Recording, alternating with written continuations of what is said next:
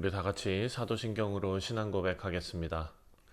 전능하사 천지를 만드신 하나님 아버지를 내가 믿사오며 그 외아들 우리 주 예수 그리스도를 믿사오니 이는 성령으로 잉태하사 동정녀 마리아에게 나시고 본디오 빌라도에게 고난을 받으사 십자가에 못 박혀 죽으시고 장사한 지 사흘 만에 죽은 자 가운데서 다시 살아나시며 하늘에 오르사 전능하신 하나님 우편에 앉아 계시다가 저리로서 산 자와 죽은 자를 심판하러 오시리라. 성령을 믿사오며 거룩한 공예와 성도가 서로 교통하는 것과 죄를 사하여 주시는 것과 몸이 다시 사는 것과 영원히 사는 것을 믿사옵나이다. 아멘. 찬송가 361장입니다. 기도하는 이 시간 우리 함께 찬송하겠습니다.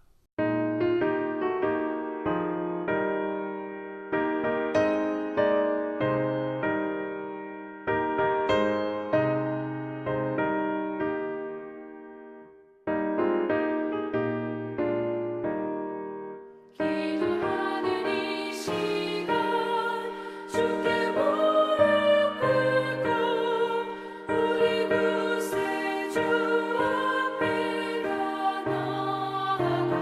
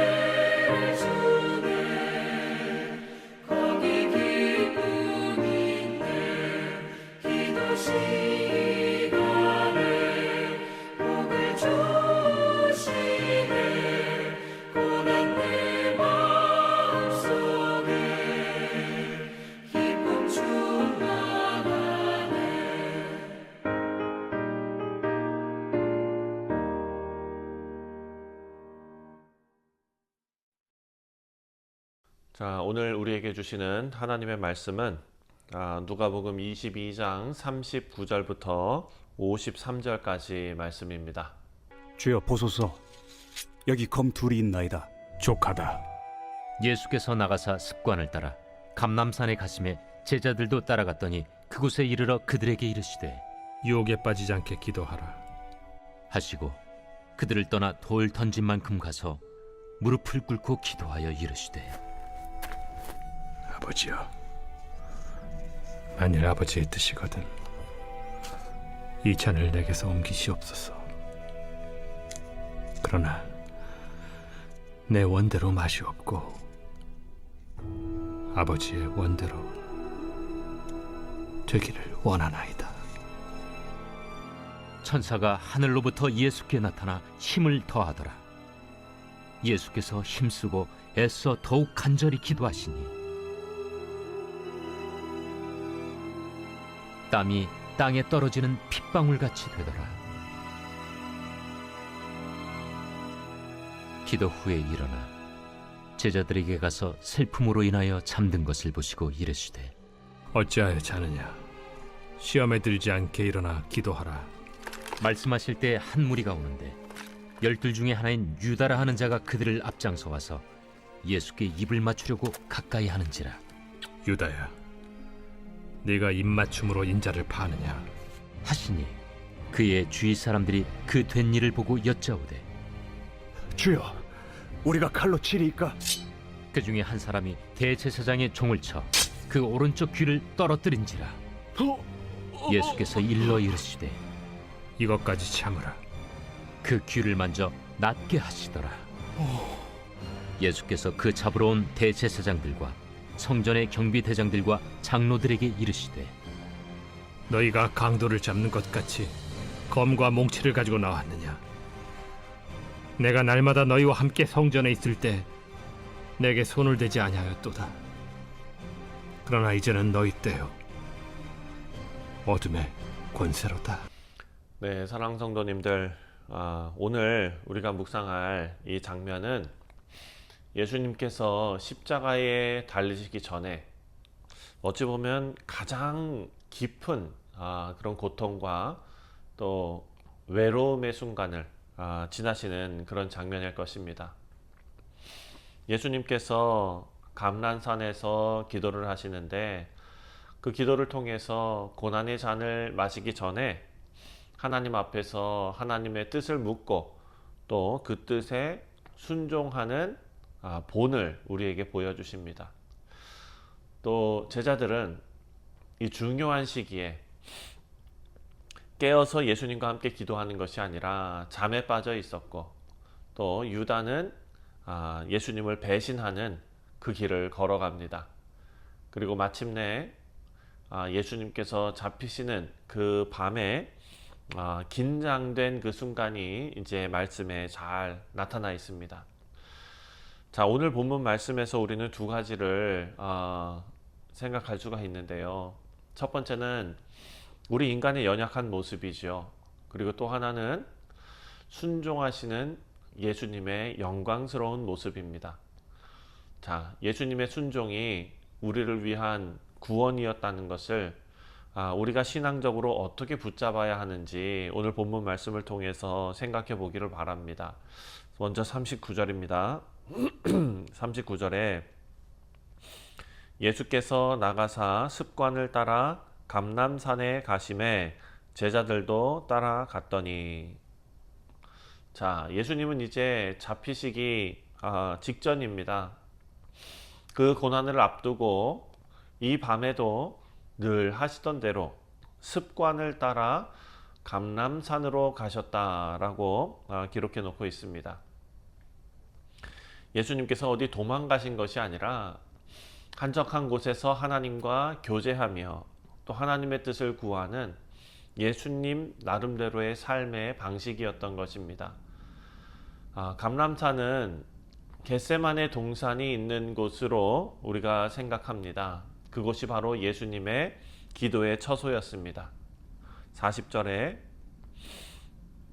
그곳에 이르러 그들에게 이르시되 유혹에 빠지지 않게 기도하라 하시고. 자, 예수님은 제자들에게 이 위기의 때에 필요한 것이 바로 다른 것이 아니라 기도였다라는 것을 강조하십니다. 우리에게 다가오는 시험은 피할 수 없는 현실이지요. 하지만 기도는 그 시험을 이기게 하는 유일한 길인 줄 믿습니다. 자, 이후에 예수님은 제자들과 이제 조금 더 거리를 두시고 홀로 가셔서 엎드려 기도하십니다. 42절 이르시되 아버지여 만일 아버지의 뜻이거든 이 잔을 내게서 옮기시옵소서. 그러나 내 원대로 마시옵고 아버지의 원대로 되기를 원하나이다 하시니 자, 예수님은 진정한 인간으로서 100% 인간으로서 고난과 죽음 앞에 사실 두렵고 떨렸을 것입니다. 하지만 그 두려움을 숨기지 않으시고 하나님 앞에 기도로 아뢰셨습니다. 그리고 동시에 예수님께서는 자신의 뜻보다 하나님의 뜻이 이루어지기를 구하셨다라는 것이 오늘 누가가 우리에게 기록해 놓은 말씀입니다. 내 원대로 마시옵고 아버지의 원대로 되기를 원하나이다. 여러분, 이 고백은 십자가를 앞두고 예수님께서 하나님 앞에 완전히 순종을 하시는 그런 믿음의 절정을 보여주는 것입니다. 자, 44절 말씀에 예수께서 힘쓰고 애써 더욱 간절히 기도하시니 땀이 땅에 떨어지는 핏방울 같이 되었더라. 자, 이 표현은 참 드라마틱한 표현 아닙니까? 예수님께서 얼마나 심한 내적 갈등과 그리고 얼마나 심한 그런 그 고통이 고뇌와 그런 갈등이 얼마나 깊었는지를 보여주고 있습니다. 하지만 그 깊은 고통 가운데에서도 예수님께서는 순종의 길을 택하셨습니다. 제자들은 어떤 모습입니까? 45절 보니까 기도 후에 일어나 제자들에게 가서 슬픔으로 인하여 잠든 것을 보시고 자, 그들은 기도해야 할 때에 깨어 있지 못했습니다. 영적으로 무너지고 육적으로도 지친 상태였습니다. 사랑하는 성도님들, 우리도 우리 인생의 결정적인 순간들이 있죠. 꼭 기도해야 될 때가 있습니다.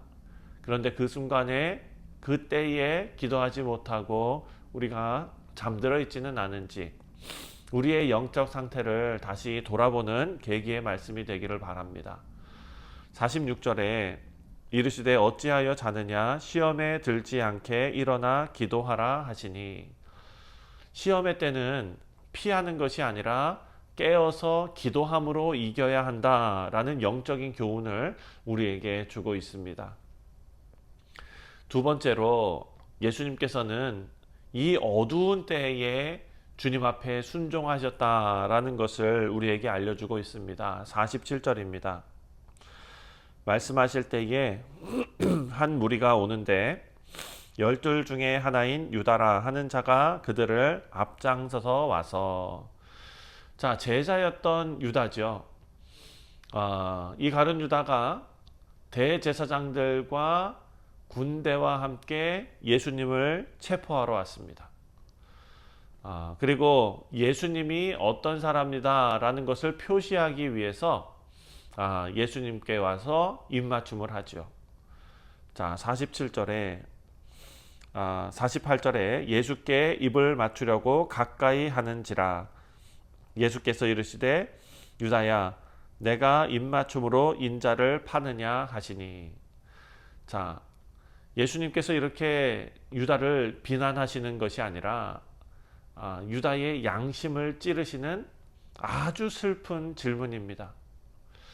예수님은 끝까지 이 유다를 사람으로 대하시고 그의 악행 속에서 그 정말 이 악한 그런 행동 속에서도 마지막 양심의 기회를 주고 계셨다라는 것을 우리는 알 수 있습니다. 여러분, 제자 중에 한 사람이 칼을 빼서 대제사장의 종의 오른쪽 귀를 잘랐습니다. 오늘 본문은 안 나오지만 요한복음에 보면은 베드로가 그 주인공이죠. 그리고 예수님께서는 그 폭력을 멈추게 하시고 그리고 그 종의 귀를 고쳐 주십니다. 51절입니다. 예수께서 일러 이르시되 이것까지 참으라 하시고 그 귀를 만져 낫게 하시더라. 예수님께서는 끝까지 사랑의 모습, 치유의 모습, 이 모든 것을 거두지 않으셨습니다. 이제 예수님을 잡으러 온 대제사장들과 그리고 성전의 경비대 그리고 장로들, 이들을 향해서 말씀하십니다. 52절에 예수께서 그 잡으러 온 제사장들과 성전의 경비대장들과 장로들에게 이르시되 너희가 강도를 잡는 것 같이 검과 몽치를 가지고 나왔느냐. 예수님은 매일 성전에서 가르치시고 언제든 예수님을 잡을 수 있었던 그 사람들에게 사람들의 눈을 피해서 어둠 속에 몰래 체포하려고 한 그들의 모습을 말씀하고 계시는 것입니다. 마지막 53절을 보면 내가 날마다 너희와 함께 성전에 있을 때에 내게 손을 대지 아니하였도다. 그러나 이제는 너희 때요 어둠의 권세로다 하시더라. 자, 예수님은 이 상황을 어둠의 권세가 움직이는 시간이다 라고 표현하셨습니다. 하지만 이 또한 하나님의 뜻 가운데 허락된 시간이죠. 예수님은 자발적으로 예수님 자신을 내어주시고 또 하나님의 구원 계획을 이루기 위해서 걸어가고 계십니다. 사랑하는 성도님들, 우리는 이 장면에서 사탄의 세력이, 어둠의 세력이 모두를 덮는 것처럼 보여도 하나님의 뜻은 결코 꺾이지 않습니다. 그리고 예수님의 순종이 빛으로 이 어둠 가운데 드러나고 있다라는 사실을 볼 수 있습니다. 우리 사랑하는 성도님들, 우리도 지금 말세지 말을 살아가고 있습니다. 시험의 때를 살아가고 있고 어둠의 때를 살아가고 있습니다. 그렇다면 우리는 어떻게 살아가야 하겠는가? 오늘 본문 말씀이 우리가 어떻게 영적 준비에 영적으로 준비를 할 수 있는가를 보여주고 있습니다. 세 가지를 생각했습니다. 첫 번째, 예수님이 하셨던 것처럼 우리도 기도로 다가오는 시험을 이겨야 될 것입니다. 시험은 피할 수 없지만, 고난은 피할 수 없지만, 문제는 피할 수 없지만 기도는 그 시험을 넘어설 힘을 우리에게 줍니다. 예수님께서도 기도로 순종의 길을 걸으셨고 우리도 더욱더 깨어서 기도해야 될 것입니다. 두 번째로, 순종은 고난의 길에서 드러난다라는 것입니다. 예수님께서 충분히 도망갈 수 있으셨을 것 같습니다. 하지만 예수님은 도망가지 않으셨고 또 충분히 복수하실 수도 있으실 것입니다. 하지만 복수를 택하지도 않으셨습니다. 오히려 자기 자신을 체포하러 온 자를 그 귀가 잘린 것을 고쳐주시고 그리고 순순히 그 길을 걸어가셨습니다. 이것이 바로 참된 순종과 그리고 진정한 사랑의 모습이었다라는 것입니다. 마지막으로 어둠 속에서도 하나님의 계획은 계속 진행된다라는 사실입니다. 우리가 보기에 상황이 암담해 보이고 우리가 보기에 이 사회와 이 세상이 암울해 보여도 예수님은 그 밤을 지나서 십자가로 가셨습니다. 그리고 십자가를 통해 구원을 이루셨습니다. 그것처럼 오늘날 우리가 살아가는 이 땅에도 우리가 어둠 속에서도 하나님의 계획이 진행된다라는 사실을 꼭 믿고 우리의 삶의 한복판에 있는 그 어두움을 그리고 시험을 그리고 유혹을 그리고 고통스럽게 무너질 것 같은 그 모든 순간들을 하나님의 섭리와 하나님의 뜻을 생각하며 견뎌내는 우리 모두가 되시기를 주님의 이름으로 축원드립니다.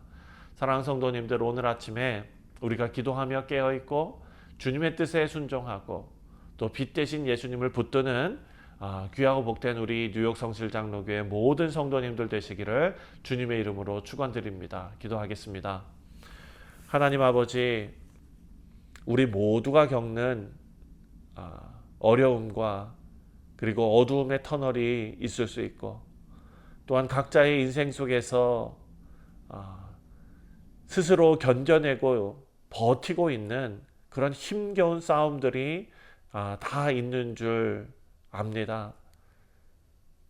사랑의 하나님, 이 시간, 이 아침에 하나님 앞에 자신의 문제들을 다 내려놓고 기도하는, 깨어서 기도하는 우리 사랑하는 성도들, 아버지 하나님께서 그 기도를 다 응답해 주시고 하나님의 선하신 뜻으로 그들을 지켜 보호하여 주시고, 하나님께서 산성이 되어 주시고 하나님께서 요새가 되어 주옵소서.